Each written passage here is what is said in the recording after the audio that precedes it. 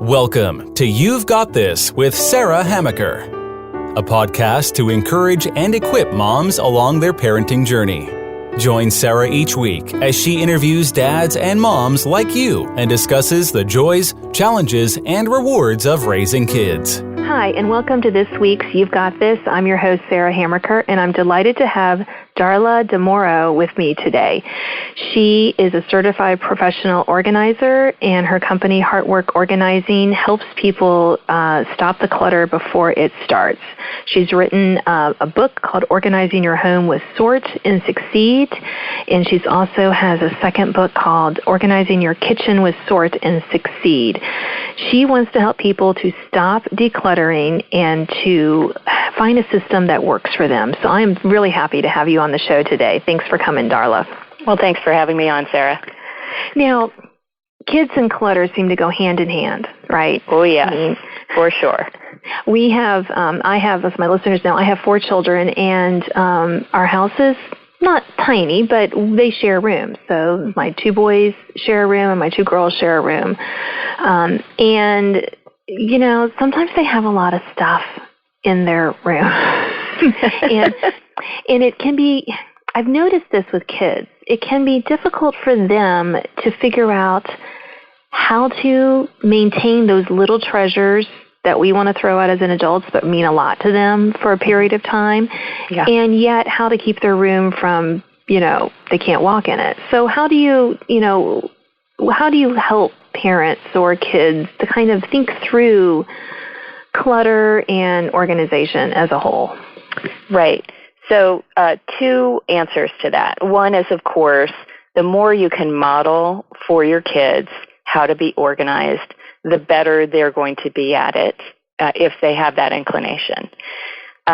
So that means, the more you have your act together and the less clutter your kids see around the house, they are going to internalize some of that. Now, it's, kids are frustrating just because they see it and they live in an organized environment or mostly organized.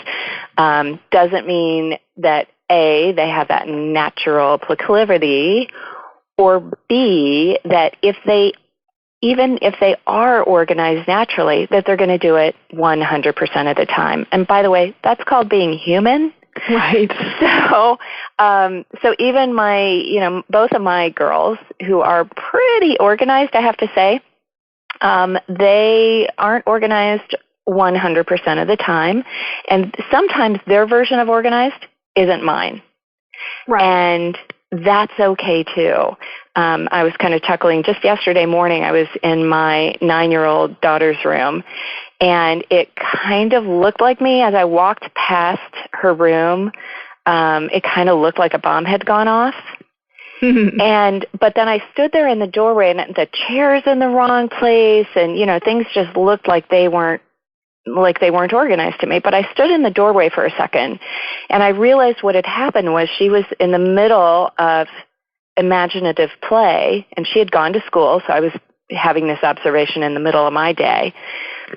But she was in the middle of imaginative play, and if I just stood there and looked at the scene like a 9-year-old for a minute, I could see where she had her dolls set up to go to the hairdresser and where her dolls were, enjoying the horses or whatever was going on. And she had moved some furniture out of the way so that she could set up these little vignettes in her room.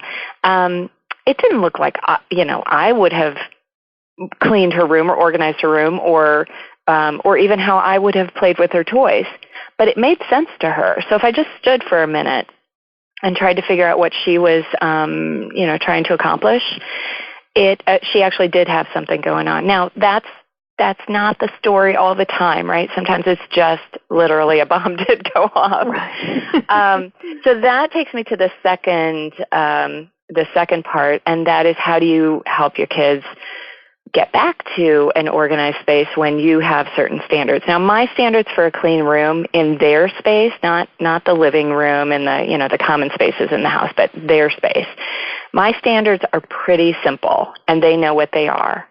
They are nothing on the floor. When your room is clean, there should be nothing on the floor except for the furniture, and all the clothes need to be hung or in dressers, and nothing under the bed. So it's really 3 things And it's really clear for the kids. They understand. They don't necessarily like those rules all the time, but it's not vague, which is what happens when you say to a kid, go and clean up your room. They don't know what that means.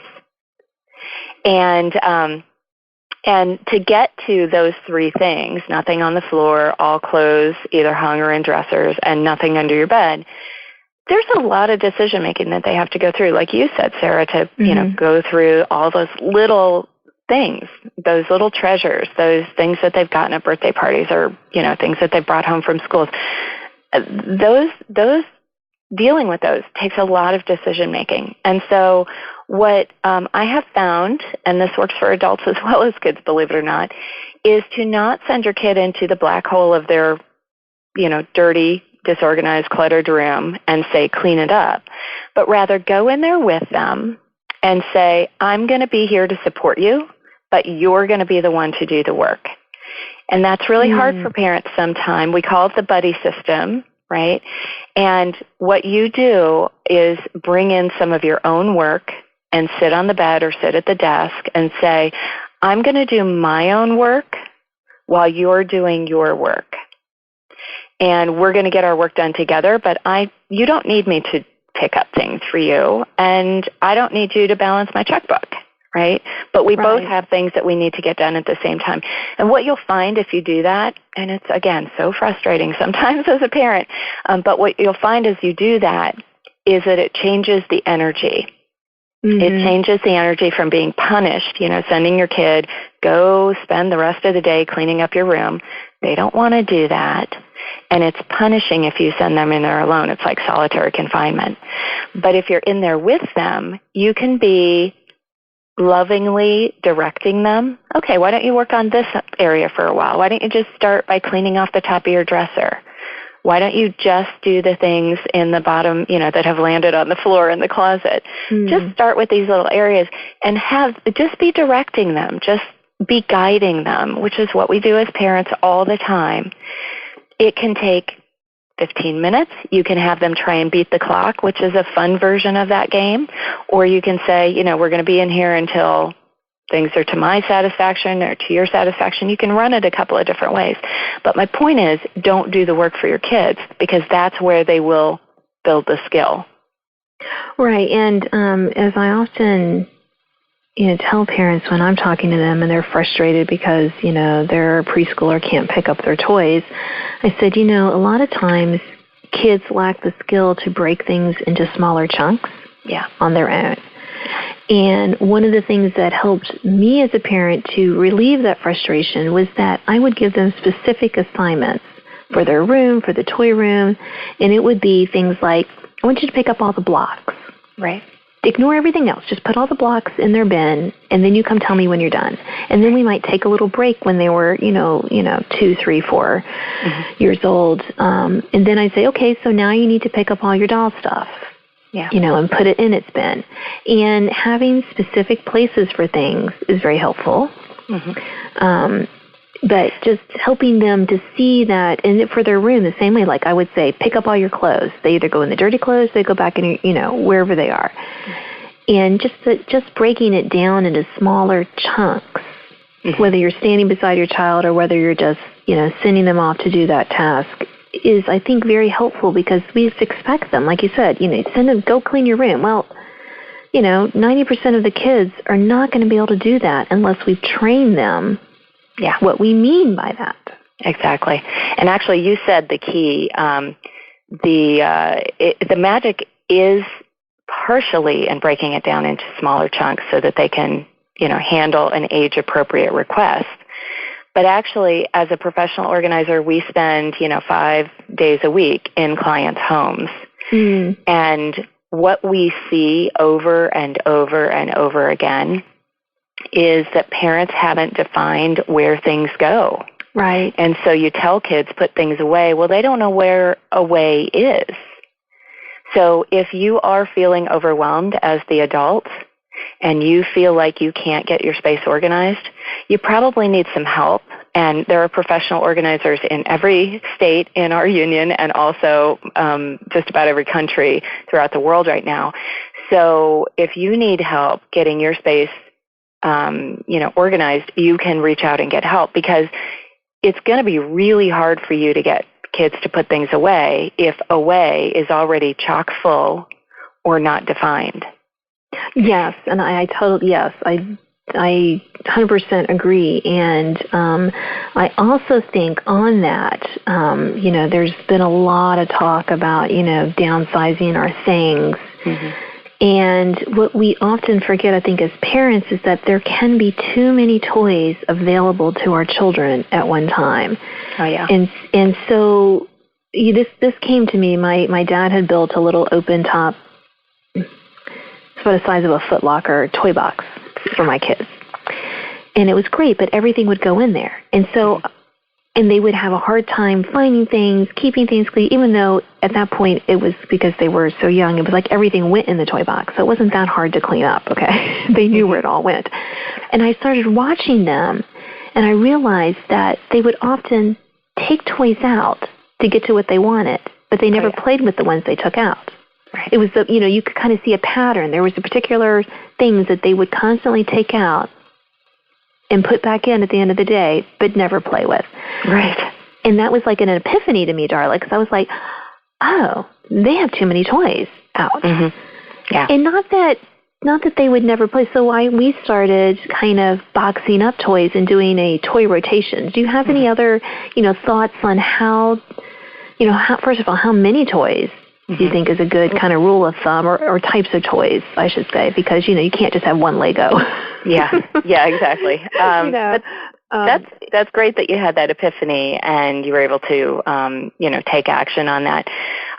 So there is a parenting expert out there. I'm sorry, I have to look up his name, but there is a parenting expert out there who recommends that your kid has 12 toys. Mm-hmm. Now, I nobody that I work with is going to feel good about that number unless they're a sworn minimalist. I don't have a lot of toys, but probably more than 12. And kids, as you know, are often transitioning from one developmental phase to another. So, that's tough. And then in our culture today, it's just a reality that they're going to go to birthday parties. They're going to have birthday parties. They're going to be, my kid is always bringing home some little prize that she won at school, and they have a prize closet. So you don't want to deprive them of those things, but the idea of toy rotation, seasonal toys, or you with 4 kids, you've got different ages that you're catering to, and you can put toys away from one kid and bring them out for the next kid in a year or two. So all of those things definitely make a difference. And the other thing that you mentioned is it's a blessing when you have somebody like your dad who can build a toy box and those things become treasures. But toy boxes as toy storage are the worst. They are just the worst container because your kids do exactly what you just described. You'll find that kids dump everything out to get to the little thing that filtered to the bottom, and that's the one that they're really looking for. So I do recommend that you actually think about what container can your kid manage on their own. So a toddler, I like a small bin, maybe it's a foot square that has handles that they can actually put their things into. I'm not talking about, big yard toys, that kind of thing, but the toys that they enjoy playing with. We did blocks a lot when my kids were small. Somebody had sent us a set of little dolls that connected together. We played with those a lot. Mm-hmm. You can have just a small amount of toys out, but find containers, even if you need multiples of those, that your kid can actually pick up, dump out, and refill all on their own. The squares that go in the IKEA has a unit that's called a calyx, and it's just square after square after square. You know which one I'm talking about? Yeah, we have several in our house. Okay, yeah. They used to be called something else. The current version is called the calyx. And they have bins that are made to go in there, and they're about a foot square, roughly a foot square. There's other brands that have the same sort of thing. And those little squares are perfect for toddlers on up.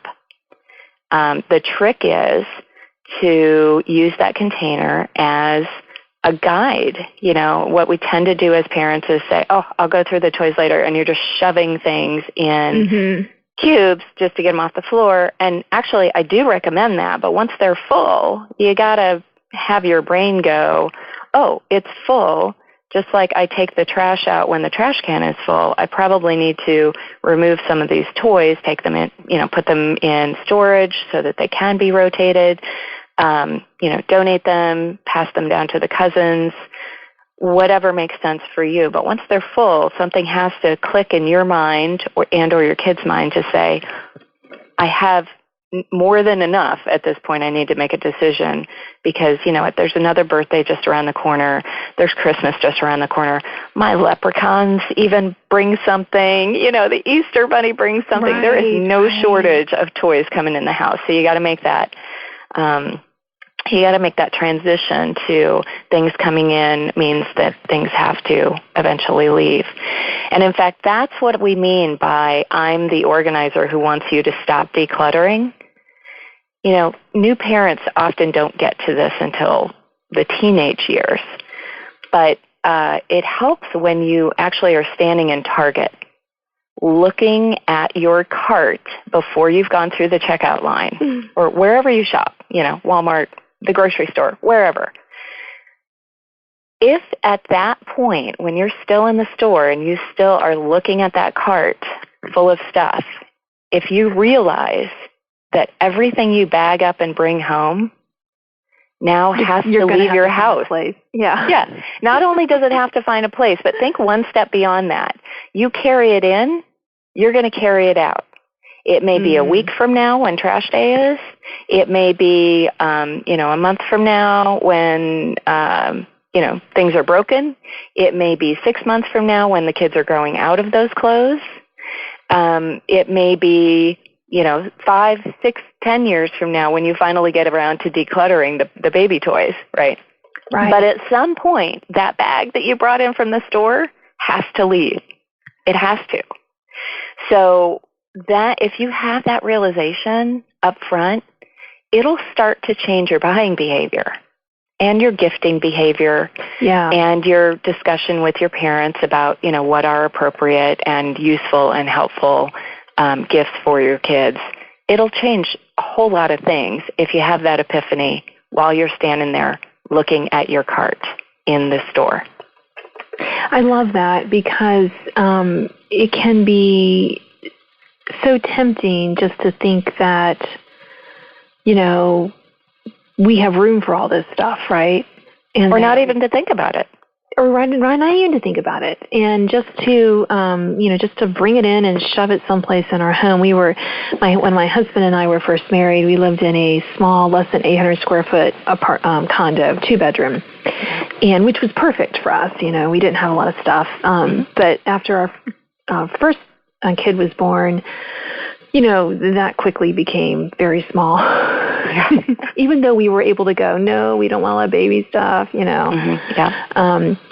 And since we did want more kids, we bought a house and we moved in, and it was like had all this space. And I looked at him, I said, do you realize we're going to fill all this space? Oh, yeah. That's the old George Carlin thing. Yeah, you fill the space you have. And that's not a bad thing.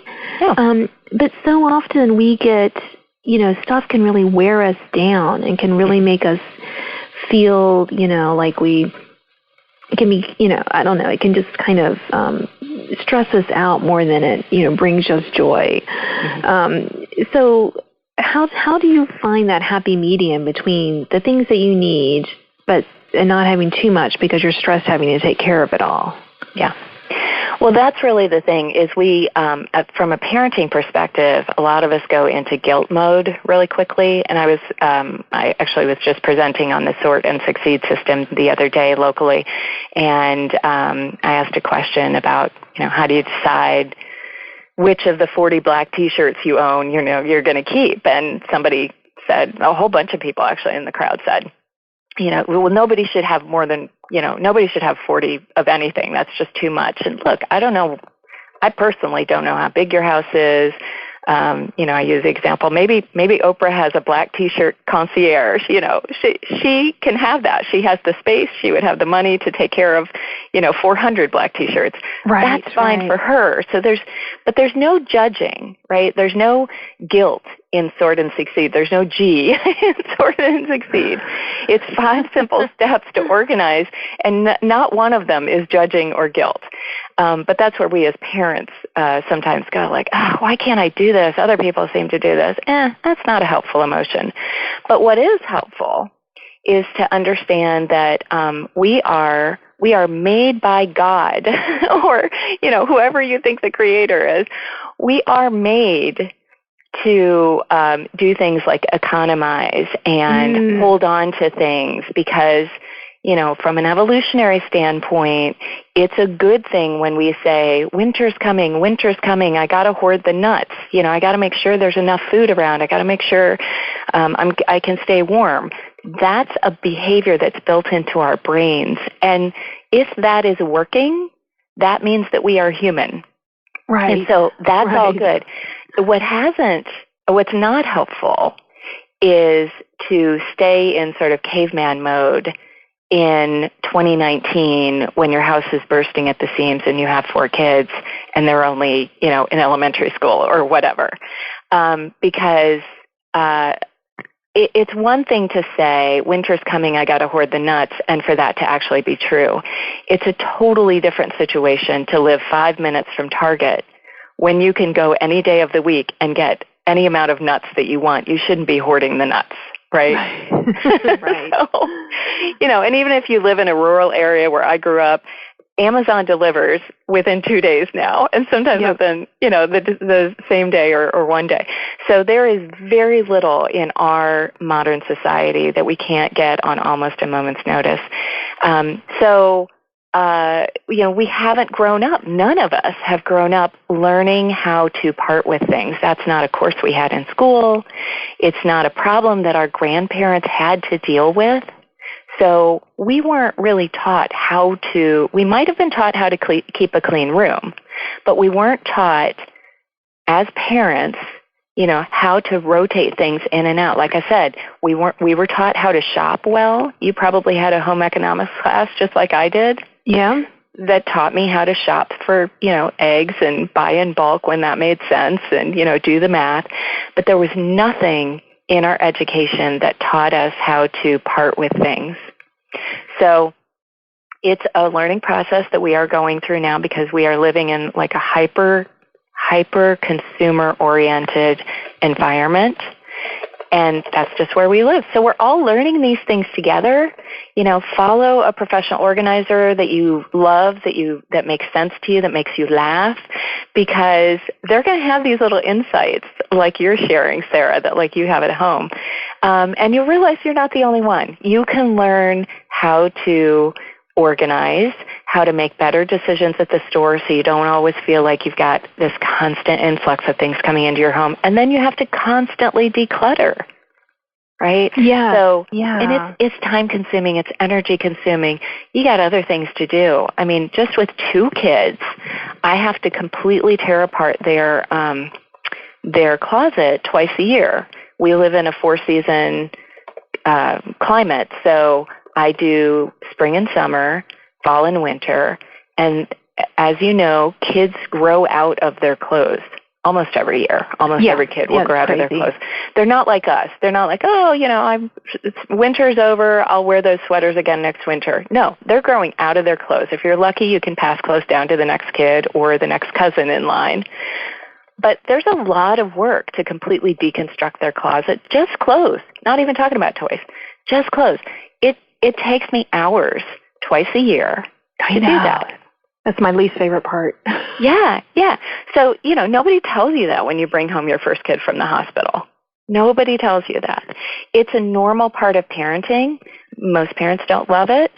Make life easier on yourself because you can stand in the stores or you can have a discussion with your parents about and you can talk to your kids also about why you don't have a constant influx of things into your life, because it does make your home easier to care for, because it does allow you to save money for, things like that big trip you like to take in the summer, or, however else you spend your money, other than just buying things after things after things that you then have to throw out.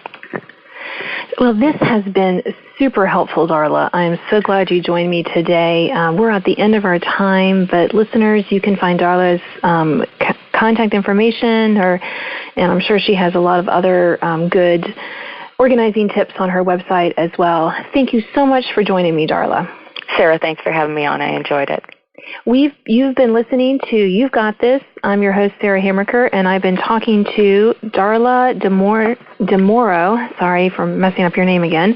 You got it. She is a certified professional organizer. Her company is HeartWork Organizing, and we've been talking about how to help our kids deal with all the stuff that comes into our life. I hope that you'll join me next week, and you have a great week.